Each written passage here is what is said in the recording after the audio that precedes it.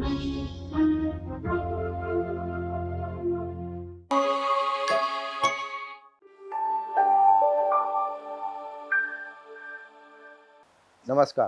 स्वागत है आपका हमारे कार्यक्रम समागम में। हर बार की तरह इस बार भी हम आपको रूबरू कराएंगे देश के प्रदेश की जानी-मानी हस्ती से। आज के हमारे कार्यक्रम की शख्सियत हैं इंडस्ट्रियलिस्ट, मोटिवेशनल स्पीकर और समाज सेवी। इन सबसे इतर मेरे अपने मित्र डॉक्टर राजीव अग्रवाल जी। तो राजीव जी, आपका बहुत-बहुत स्वागत है हमारे कार्यक्रम समागम में। धन्यवाद तरुण भैया, आपके साथ मिलकर बड़ी खुशी हो रही है। सर, आप बहुत जगह अपनी स्पीच देते हैं, सभागृह में देते हैं, आमजन में देते हैं, ब्यूरोक्रेसी में देते हैं, प्रशासन एकेडमी में देते हैं, जी स्पोर्ट्स ग्राउंड पे आपकी स्पीचेस चलती हैं। तो हमेशा आप एक मंच से ज्ञान देते हैं, जी लेकिन ये हमारा जो दूरदर्शन का मंच है, यहाँ हम आपसे ज्ञान लेंगे जी और हम वो ज्ञान लेंगे जो प्रश्न लोगों के ज़हन में आते हैं। जी उससे जुड़े हुए कुछ प्रश्न हम आपसे पूछेंगे जिसका आपको जवाब देना। मुझे खुशी है। असल में सही सवाल पूछे जाए तो सही जवाब निकल आते हैं। हाँ, खुद से बताया जाए तो शायद वो बात नहीं बता पाते जो कि कहना चाहते हैं। और बड़ी खुशी है, आप जब पूछेंगे सवाल तो कई लोग सुनने वाले सोचेंगे मेरे मन में सवाल था, अच्छा हुआ तरुण जी ने पूछ लिया। तो हमेशा बहुत अच्छा है ये। मैंने आपको बचपन से देख रहा हूँ, जी आप पढ़ने में भी होनहार थे। जी पढ़ लिखने के बाद आप उस ज़माने में इंजीनियरिंग आपने करी, जिस ज़माने में कहते थे बेटा डॉक्टर इंजीनियर ही 2 ही चीज़ें होती जी हैं, उस ज़माने में आपने इंजीनियरिंग की। जी तो ऐसा कौन-सा कॉलेज था आपका इंजीनियरिंग का कि आपने पढ़ी तो इंजीनियरिंग, लेकिन आप बात कर रहे हैं ह्यूमन बिहेवियर की, ह्यूमन जी साइंस की, ह्यूमन साइकोलॉजी की। जी ये फ़ील्ड कहाँ से कहाँ पहुँच गई? हालाँकि आपने अपनी इंडस्ट्री डाली है, वो भी भगवान की दया से बहुत अच्छी चल रही है। जी लेकिन ये इस फ़ील्ड में आप आ गए और इस लेवल तक आ गए कि आप ब्यूरोक्रेसी को भी एड्रेस करते हैं। पहले तो आपके 2-3 मिथ ठीक कर दूं मैं, जी, कि मैं बड़ा होनहार नहीं था पढ़ाई में। जी। मैं अगर होनहारी अगर आप मेरी परसेंटेज पूछ लेते तो शायद आप मुझे यहाँ ना बुलाते। अरे! तो पहले तो ये समझिए। हाँ, लेकिन आपकी बात निश्चित रूप से सही है जी, कि जिस ज़माने में इंजीनियरिंग कर ली उस ज़माने में शायद इंजीनियरिंग कर लेना या डॉक्टरी कर लेना बहुत बड़ी बात बहुत थी। बड़ी बात। लेकिन आपका सवाल शायद ये है कि उसके बावजूद ह्यूमन बिहेवियर, इंसानी बिहेवियर या साइकोलॉजी में कैसे इंटरेस्ट हो हाँ, गया? ऑल टुगेदर डिफरेंट सब्जेक्ट है सर वो। जी, जी, बिल्कुल इंजीनियरिंग। ठीक कह रहे हैं। जी, हुआ ये कि इंजीनियरिंग करने के बाद भी, इंजीनियरिंग के दौरान भी, क्योंकि मैं जिस बैकग्राउंड से आता था वहाँ बड़ी दिक्कतें और तकलीफ़ें देखी, तो मुझे लगता था कि यार लोग कैसे पैसा कमा लेते हैं, बड़े लोग कैसे बन जाते जी, हैं, बड़ा कैसे बना जाता है। तो मुझे लगा साइकोलॉजी शायद समझे इन लोगों की तो समझ आए कि जी। कैसे बड़ा बन जाता है। दूसरा मुद्दा ये हुआ, इंजीनियरिंग करने के बाद मैंने कर लिया एमए क्लिनिकल साइकोलॉजी, जिसमें मुझे गोल्ड मेडल भी मिल गया। अरे वाह! अब आपके लिए हैरानी की बात ये होगी कि आज के ज़माने में अगर आप करना चाहेंगे तो नहीं कर पाएँगे, क्योंकि उसके लिए बीए करना उस सब्जेक्ट में ज़रूरी है। जी, जी। उस वक़्त बीटेक करके भी हो जाती थी, तो मैंने क्लिनिकल साइकोलॉजी कर ली। और उसका फ़ायदा मुझे ये हुआ तरुण जी, कि मैं जब लोगों से बात करता हूँ तो मैं समझ पाता हूँ कि क्या मैं उनसे जुड़ पा रहा हूँ, उनके मन की चिंताएँ क्या हैं, उनके सवाल क्या हैं और उनके सवालों के क्या जवाब दिए जा सकते हैं जिससे उनकी ज़िंदगी बेहतर हो सके और वो बेहतर महसूस कर सके। हुँ, हुँ।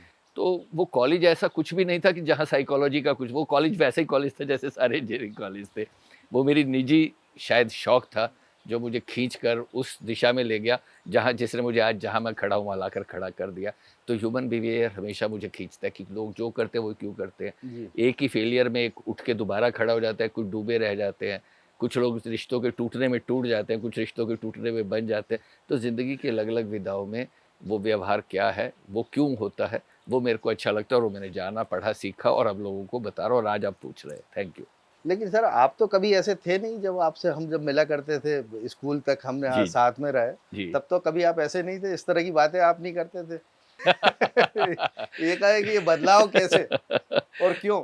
हाँ, पुराने दोस्तों के साथ मिलने का एक बड़ा फ़ायदा होता है कि आप याद कर पाते हैं कि यात्रा कहाँ से कहाँ हो गई। आपने जो मेरी यात्रा देखी, एक वो बड़े नॉटी किस्म के, सहज किस्म के लड़के की देखी। लेकिन वक़्त के साथ जब मैं व्यापार में आया और मैंने काम शुरू किया, तो बहुत सारे ऊँच-नीच देखे। तो कई वक़्त ऐसे भी आए जब आप बिना खाने के भी रहे, आप टूट भी गए, आपको समझ नहीं आ रहा था ज़िंदगी में कहाँ जाएँ, अंधेरा था, बंद गली में थे, रोशनी किरण नहीं थी, हुँ, हुँ। जिनको साथ देना था पीठ पर सवार था। मुझे लगता है आदमी को शक्ति तब मिलती है जब उसके पास शक्ति के अलावा या साहस के अलावा कोई चारा बनता नहीं है। तो वो घटनाएँ जिन्होंने मुझे तोड़ने की कोशिश करी, उन्होंने मुझे मोल्ड किया, उनसे मैं सीखा और जो मैं सीखता हूँ वो अब बता रहा हूँ लोगों को। सर, इसमें 2 तरह के लोग होते हैं, जी, जो आपको तोड़ते हैं, जो आपको हरास करते हैं या ना चाहते हुए भी आपको उनसे हरासमेंट मिलता है। एक तो ये कैटेगरी होती है। शायद मैं भी उस दौर से निकला हूँ कि जो मुझे समझ में आया कि अगर बरगद के नीचे रहोगे तो कभी नहीं पनप पाओगे। बिल्कुल ठीक। तो ये क्या आप कितना इत्तेफाक रखते हैं आप इस बात से? मैं शुक्रगुज़ार होता हूँ साहब उन लोगों का जो आपको तकलीफ़ देते हैं। वो आपको बड़ा बनने का, वो आपको मजबूत बनने का मौका दे रहे हैं। मुझे हमेशा आज भी ये लगता है कि अगर आपकी ज़िंदगी में, आपके रास्ते में मुश्किलें नहीं हैं, तो आप निश्चित रूप से गलत रास्ते पर हैं। सही रास्ते पे रहेंगे तो लोग, और देखिए ये व्यवस्था है, लोग टांग खींचेंगे, रिश्ते सही नहीं होंगे, हो सकता है पिता से कहा-सुनी हो जाए, भाई से ना बने, जीवन साथी से ना बने, लोगों से, व्यापारियों से, टारगेट पूरे ना हो, पैसे ना, ये उलझने ज़िंदगी का हिस्सा हैं। एक नॉर्मल ग्रोइंग अच्छी हँसती खाती ज़िंदगी का हिस्सा है, और इनसे सीखना और इनसे पार पाना आना ही चाहिए। आप जैसे लोग सबको मोटिवेट करते हैं, वरना जैसे ही कर्ज लेते थे तो पिताजी ये कहते थे, बेटा कर्ज लेना मतलब पहाड़ से पत्थर नीचे लुढ़काना, हाँ, पहाड़ और से चुकाना मतलब उस पत्थर को वापस पहाड़ पे वापस चढ़ाना। उठाना। तो इतना मुश्किल काम है, इसलिए जमीन बिल्कुल पे ठीक रहो, है। यथार्थ में रहो। हाँ। तुम्हारे बाप दादाओं ने नौकरी की है, तुम भी नौकरी में रहो।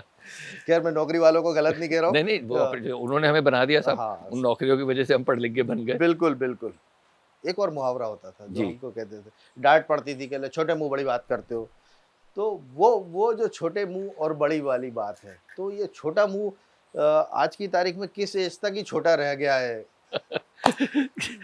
तरुण जी, कभी अब मुँह किसी भी उम्र में छोटे नहीं है। जिस दिन वो खुलते हैं उस दिन जो बोलना सीख जाते हैं, उस दिन वो बड़े हो जाते बड़े हैं। हो जाते मुझे ये लगता है कि छोटा मुँह बड़ी बात शायद 2 वजह से कही जाती थी। हैं। जी, कोई एक तो बड़ा-बड़ा सपना देख के आता ना, मैं ये कर दूँगा, वो कहते थे छोटा मुँह बड़ी बात मत कर, अपनी औकात में रह, औकात में, फिर वही औकात आ बेसिकली। जाती थी। या फिर दूसरा ये होता था कि भैया बड़ों के सामने आदर से बात करो, छोटा मुँह बड़ी बात कर रहा है, ताऊ जी बैठे हैं सामने। जी। लेकिन वक्त बदल गए हैं। आजकल के बच्चे, आप पता है, हमसे आपसे कहीं बेहतर कर रहे हैं, नए स्टार्टअप कर रहे हैं। अगर उनको कोई दबाता ही रहता कि छोटा मुँह बड़ी बात, वो सपने जो उन्होंने अपनी आंखों में सजाए वो पूरे कर नहीं पाते। आज की तारीख में तो ये कहा जाता है कि और बताओ यार सपने क्या है, तो वो कहावतें अब शायद उतने बदलते संदर्भों में उतने मायने नहीं रखती। मेरे ख्याल से अब बहुत दिनों से शायद मैंने भी नहीं सुना कि जो कहते थे ना ये शेख चिल्ली है, ये हमेशा हाँ। सपने ही देखता रहता। और शायद अगर अपन सपने नहीं देखें तो अपन इम्प्लीमेंट भी नहीं कर पाएँगे, आगे भी नहीं बढ़ पाएँगे। बिल्कुल। ये एक शेख चिल्ली वाली बात पे एक बात और आपको बता दूं, जी, मेरे सेशंस का हिस्सा, इसलिए मुझे बातें बड़ी अच्छी लग रही है आपकी, बहुत मजा आ रहा है मुझे। जी, मैं लोगों से कहता हूँ ये सपने देखो, बड़े सपने देखो। सर, जी। सपने का पैमाना क्या हो?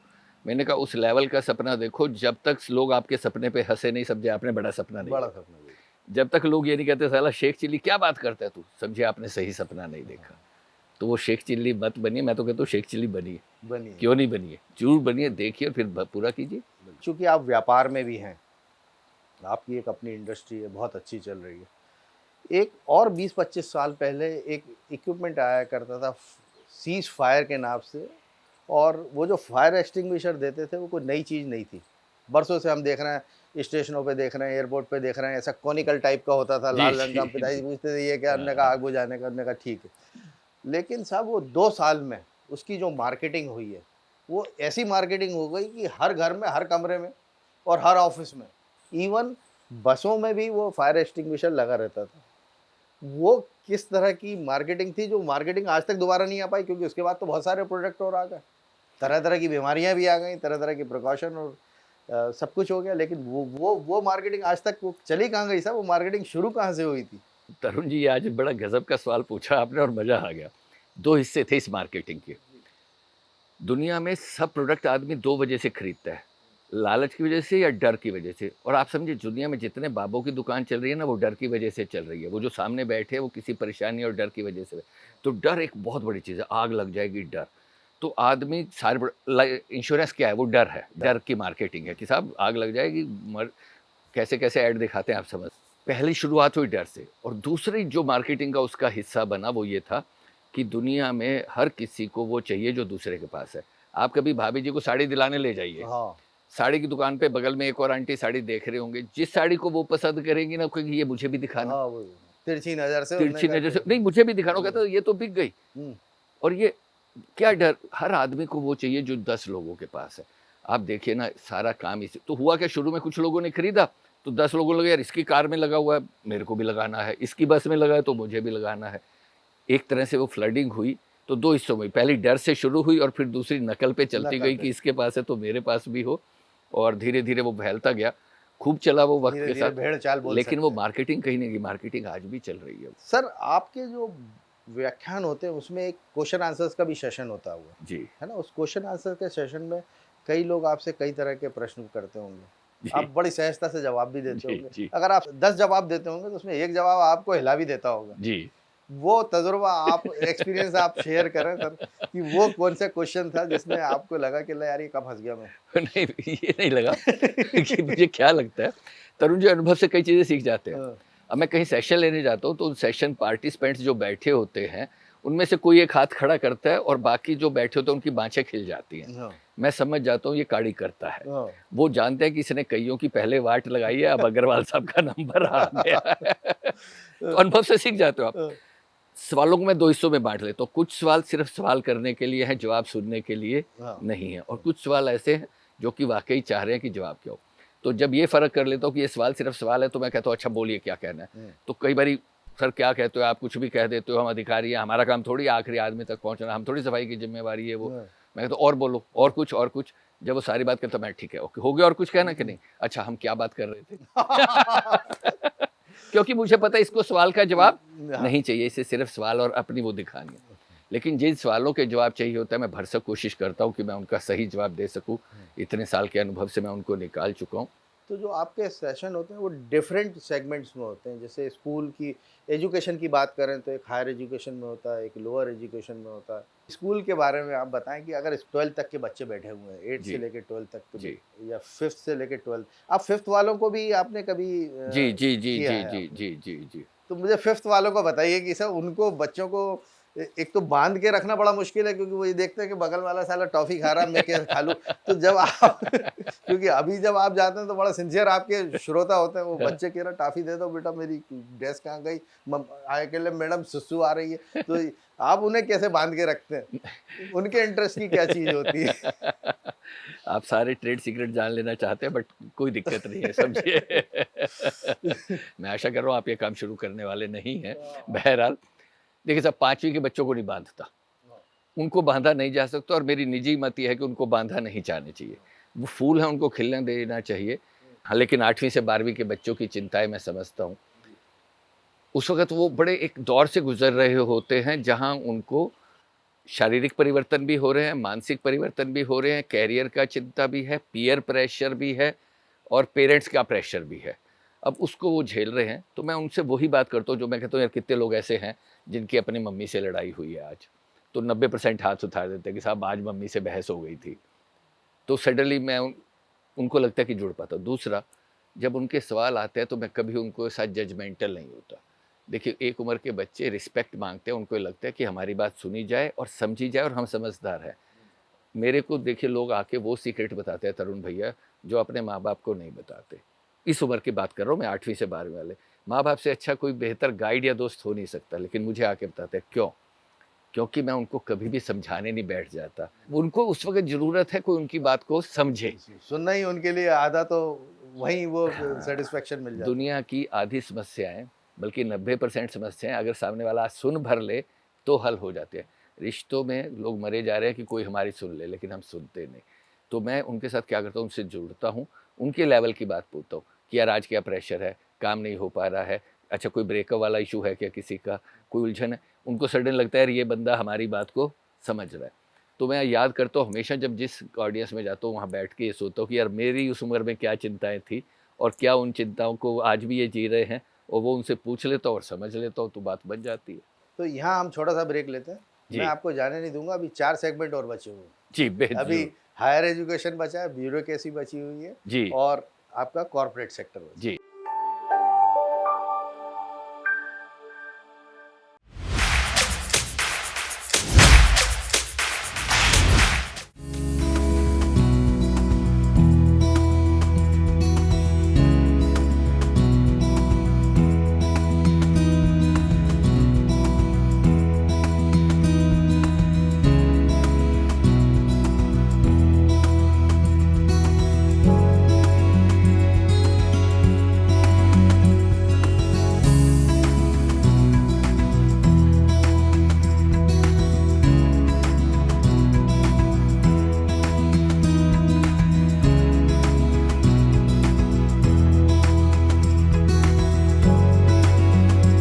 सुंदर जगह है। एनर्जेटिक लगा, ये जगह भी बहुत अच्छी लगी, यहाँ का खाना बहुत अच्छा है, यहाँ का वेदर बहुत अच्छा है, एवरीथिंग इज़ गुड। मतलब सच ए ब्यूटीफुल प्लेस। और ये मेरी सेकंड विजिट है यहाँ पे, लेकिन फर्स्ट विजिट और सेकंड विजिट में मैंने ये देखा है, सेकंड विजिट में तो ये आपने स्वर्ग बना दिया है इसको। Species of bird that I saw in my whole life, I didn't saw that, and it was a good experience for me. We can say it's not so far from city.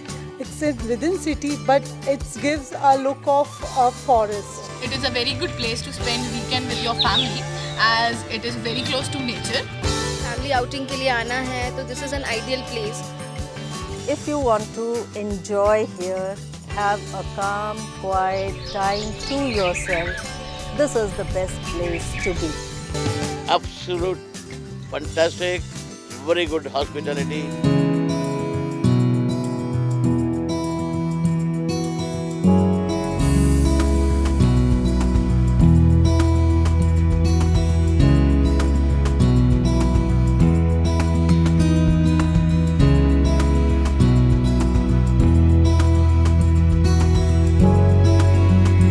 ये शिरोधारा के लिए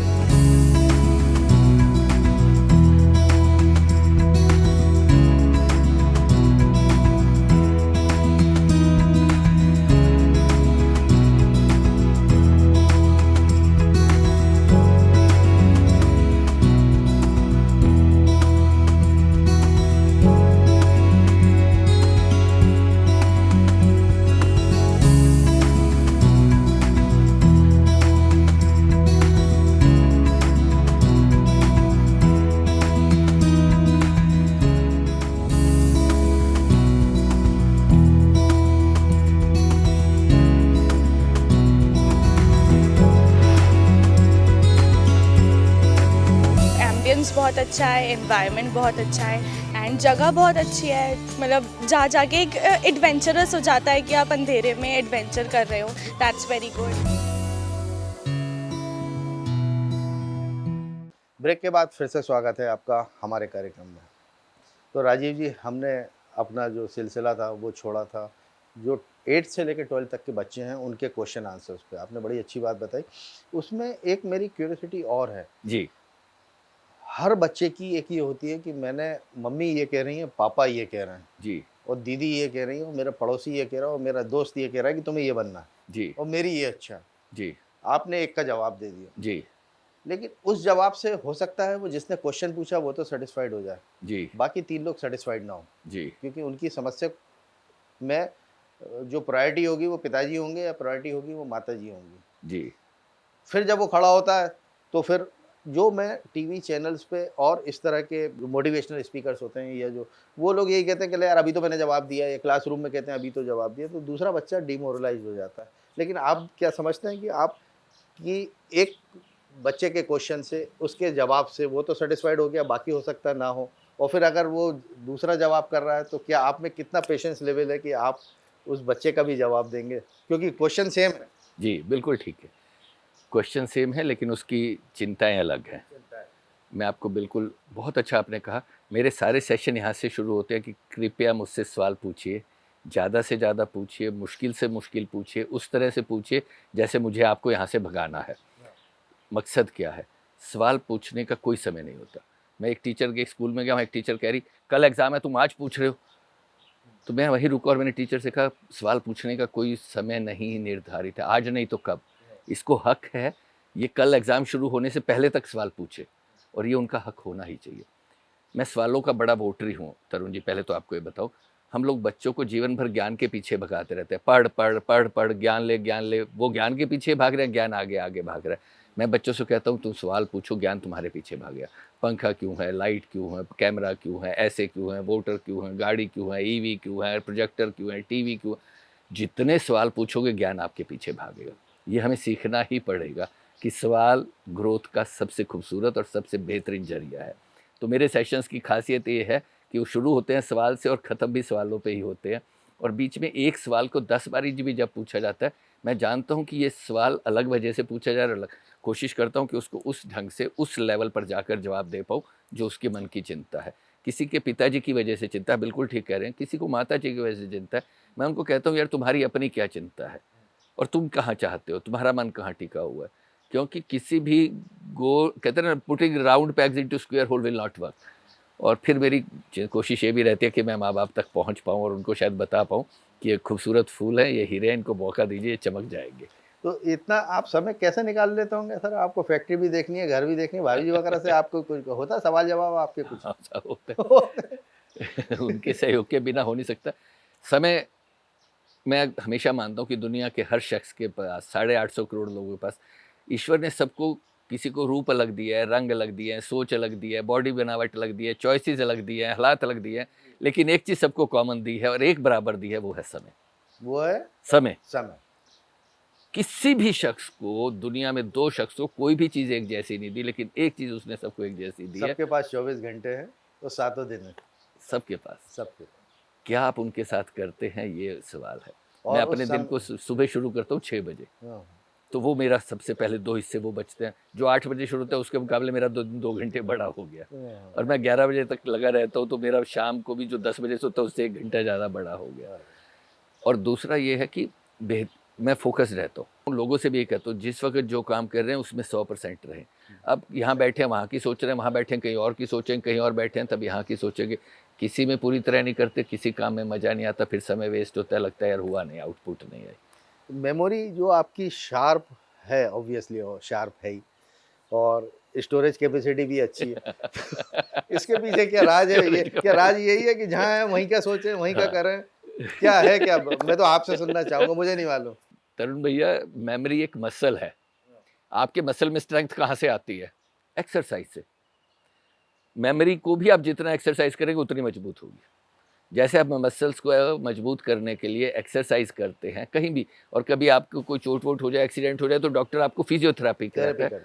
exactly वही memory के साथ है। जितना उसको push करेंगे, जितना उसको यूज़ करेंगे, जितना उसे घिसेंगे, जितना उसकी प्रैक्टिस करेंगे, उतनी मजबूत होती है। तो मैं खूब करता हूँ और याद होती रहती है चीज़ें। आपके ये लेसन में याद रखूँगा, आज से ही शुरुआत करते हैं। कि सोशल मीडिया का ज़माना है। आज आप जो कर रहे हैं, जो बैठा हुआ श्रोता, इवन आज भी जो दूरदर्शन पे आप देख रहे हैं, ये भी लोग रिकॉर्ड करेंगे और सुनेंगे उसको। जी। तो आज जो बात आप बोल रहे हैं, और आज आपने सेंट्रल बैंक में बोली, कल आपने बैंक ऑफ इंडिया में बोली, जी, परसों आपने आईएफएम में बोली, आईएचएम में बोली, तो ये बात आपकी अगर कॉमन हो जाएगी तो आपकी वैल्यू खत्म हो जाएगी। जी। तो हर बार आप नया कहाँ से लेकर आते हैं बोलने के लिए या रीजनिंग के लिए? आपका सवाल ये है कि एक व्याख्यान दूसरे से कैसे लगो? अगर वही बात बार बार बोलते रहेंगे तो कोई आपको बुलाएगा नहीं। बिल्कुल ठीक है, मुझे हर बारी नई कैसेट लगानी है, पुरानी कैसेट लगा के बजाऊंगा तो कोई सुनेगा नहीं। बिल्कुल ठीक है सर, मैं हर बारी, देखिए, एक अच्छा वक्ता होने के लिए 2 चीज़ें ज़रूरी है। एक तो मन की सुन पाएँ, और जो सुन रहे हैं उनसे जुड़ पाएँ, और जुड़ने के लिए ज़रूरी है कि उनकी पीड़ा, उनकी समस्या समझ पाएँ और उसकी तैयारी करके जाएँ। कोई भी अच्छा काम बिना तैयारी के हो नहीं सकता। मेरे सेशन आपको ऐसे लग सकता है कि मेरे वक्तृत्व या मेरे उद्बोधन बिना तैयारी के, लेकिन हर उद्बोधन के पीछे अच्छी तैयारी रहती है। हाँ, वक्त बदल गया है। पहले शायद 30 मिनट के उद्बोधन के लिए 30 घंटे तैयारी करनी पड़ती थी, और अब शायद 3 घंटे के उद्बोधन के लिए 30 मिनट तैयारी करनी पड़ती है, लेकिन तैयारी तो आज भी करनी पड़ती है। दूसरा, आपने एक सोशल मीडिया की बात कही, ये बड़ी अच्छी बात है। मैं जब बैठा होता हूँ, कहीं सेशन ले रहा होता हूँ, तो 15 लोग खड़े होते हैं, ताली बजाते हैं, 20 लोग, 50 लोग। मुझे लगता है यार 50 लोगों तक बात पहुंची है, और ऐसे 50,000, शायद 50 लाख लोग होंगे जिन तक पहुंचे। तो आप जैसे तरुण भैया जैसे लोग आते हैं, इंटरव्यू लेते हैं, और उस बात को उन लोगों तक पहुंचाते हैं जो शायद मेरे सामने आके बैठकर मेरी बात सुन नहीं पाए। तो आपका बहुत शुक्रिया। सोशल मीडिया मुझे लगता है बहुत पावरफुल है। लर्निंग एक कंटिन्यूस प्रोसेस है, आदमी को हर रोज़ सीखना चाहिए। मेरा सवाल अपने आप से रोज़ होता है, और अगर आप कहें तो मैं आपको एक छोटी सी बात बता दूं। बिल्कुल बिल्कुल, हम सुन रहे हैं। हम आपको आपसे आप हमेशा ज्ञान परोसते हैं, आज हम आपसे ज्ञान लेने आए हैं सर। आप देते हैं ज्ञान। ये आपकी महानता, मैं फिर कह रहा हूँ, मैं तो ज्ञान लेने आया हूँ आज आपसे। नहीं तो लोगों को लगता है हमें तो सब पता है। ये नहीं, कुछ नहीं, हम तो मैं एक कहानी पढ़ता था। एक लेव बस्कालिया सज्जन थे, उन्होंने 70 साल में लिखा। उनके घर में एक प्रथा थी कि जब भी खाना खाने के लिए 4 लोग बैठते थे, सबको एक नई बात बतानी होती थी, और कोई नहीं बताता था तो पिताजी कहते थे कि जाओ उठो, पहले कुछ सीख के और फिर खाना मिलेगा। तो हम कहते हैं बड़ा हानिकारक बापू है। दोस्तों से कहते हैं तुम्हारा बाप भी खाने की टेबल से तुम्हें उठा देता है? कहते नहीं। कहता 30-40 साल निकल गए, पिताजी नहीं रहे। आज भी कहीं जाता हूँ तो लोग पूछते हैं कि तुम्हें इतना सब कैसे मालूम है, और आज भी पिताजी नहीं रहे, रात को आके मुझसे पूछते हैं तूने आज नई बात क्या सीखी। तरुण जी, जब मैंने ये कहानी पढ़ी आज से 14-15 साल पहले, अपने घर में लगाई, हम चारों बैठते हैं और एक दूसरे से पूछते हैं आज क्या नई बात सीखी। बच्चे बड़े हो गए, चले गए, मैं और मेरी धर्मपत्नी कल भी बैठ के पूछे एक दूसरे से क्या नई बात सीखी, आज भी पूछेंगे, कल भी पूछेंगे। सीखने की प्रक्रिया सतत है, हर रोज है, निरंतर है। जब आप हर स्तर के लोगों को उनकी प्रॉब्लम समझते हैं, सुनते हैं, समझते हैं, बताते हैं और वो आपसे प्रभावित होते हैं, तो बड़े बड़े राजनेता आगे चले गए सर, 70 साल 75 साल हो गए, आज तक कोई राजनेता इस तरह की कोई बात क्यों नहीं करता जो दिल छू लेने वाली बात हो, लोग वोट दे दें। ये प्रलोभन वाली ही एक रास्ता है या कोई दूसरा रास्ता भी हो सकता है? या ये दूसरा रास्ता तभी आएगा जब राजीव जी इंडस्ट्री बंद करके वो कहेंगे कि अब तो मैं मैदान में आ रहा हूँ, अब मैं लड़ूंगा चुनाव। आपका बिल्कुल ठीक कहना है सर। राजनीति तब तक अच्छी नहीं होगी जब तक उसमें अच्छे लोग आएंगे नहीं। अच्छे लोग क्यों नहीं आते? क्योंकि प्रलोभन वाली राजनीति चल रही है। मैं हमेशा लोगों से कहता हूँ कि यार काश लोग ये पूछ पाते और ये समझ पाते। आपकी और मेरी पीड़ा क्या, एक आम भारतीय की पीड़ा देखिए जो शायद मेरी बात को, हम दोनों की बात को आज वो सुनेगा। कोई भी मुफ्त में माल अगर किसी को दिया जा रहा है तो वो मुफ्त नहीं है, वो किसी कोई तो उसकी पेमेंट कर रहा है जी। कोई चीज़ दुनिया में मुफ्त नहीं होती, ये हम सब समझते हैं। कहीं से 100 रुपये अगर मुफ्त जा रहे हैं तो कहीं से तो वो आ रहे हैं, तभी जा रहे हैं। जी।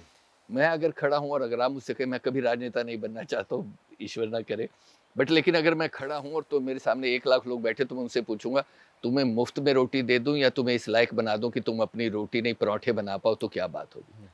आपको क्या लगता है क्या लोग जवाब? लोग यही कहेंगे कि साहब हमें इस लायक कर दीजिए। मुफ्त की रोटियां कौन खाना चाहता है? लेकिन जब हम ये बांटना शुरू करते हैं तो हम पूरी एक संवर्ग पैदा कर देते हैं, एक पूरी पीढ़ी खड़ी कर देते हैं जो मुफ्त का माल चाहती है, क्योंकि उसको आदत पड़ गई है। जिसको आदत पड़ गई है वो काम नहीं करना चाहता, और हम शायद लोगों को निकम्मा बना रहे हैं, ऐसा मेरा मन में है। और इसको तुरंत रोका भी जाना चाहिए। डबल नुकसान है, एक पीढ़ी जो काम कर सकती है वो मुफ्त का खाकर निकम्मी होती जा रही है। दूसरा, उनको देने के लिए उनसे लिया जा रहा है जो शायद दिन भर मेहनत करते हैं और कमाते हैं। और तीसरा, ज़िंदगी का एक सही नज़रिया ये है नहीं। राजनीति कब बदलेगी? आसान नहीं है। जिस दिन वाकई मेरे और आप जैसे लोग जाकर लोगों में खड़े होंगे और उनको कहेंगे मत लो मुफ्त का, ये पूछो कि हम कैसे कमाने लायक हो जाए। मुझे 2000 रुपये खाते में मत डालिए, मुझे 5000 रुपये कमाने के लायक बना दीजिए। और हम जिस दिन ये करेंगे उस दिन निश्चित रूप से राजनीति बदलाव आएगा। तो सर, आपसे बात की, संवाद किया, बहुत सारी बातें सीखी, सीखने को मिली। एक छोटे से सेगमेंट में बहुत सारे हमने क्वेश्चंस पूछ लिए, बहुत सारे लोग इससे लाभ लेंगे और हम चाहेंगे फिर कभी एक बार समय निकालें। तो यहाँ आपसे हम कार्यक्रम की इजाज़त लेते हैं। धन्यवाद तरुण जी, आपका यहाँ बुलाया। मैं सिर्फ आपकी तारीफ में कहूँगा कि आपने कुछ अलग किस्म के सवाल पूछे तो मुझे जवाब देने में मज़ा आया, और निश्चित रूप से इस समय का बहुत अच्छा सदुपयोग। आपको बधाई, आपकी टीम को बधाई जो इतना अच्छा सोच रही है और इतना अच्छा काम कर रही है। मेरी शुभकामनाएं। तो आज के कार्यक्रम में बस इतना ही। अगली बार हम फिर हाजिर होंगे किसी नई शख्सियत के साथ।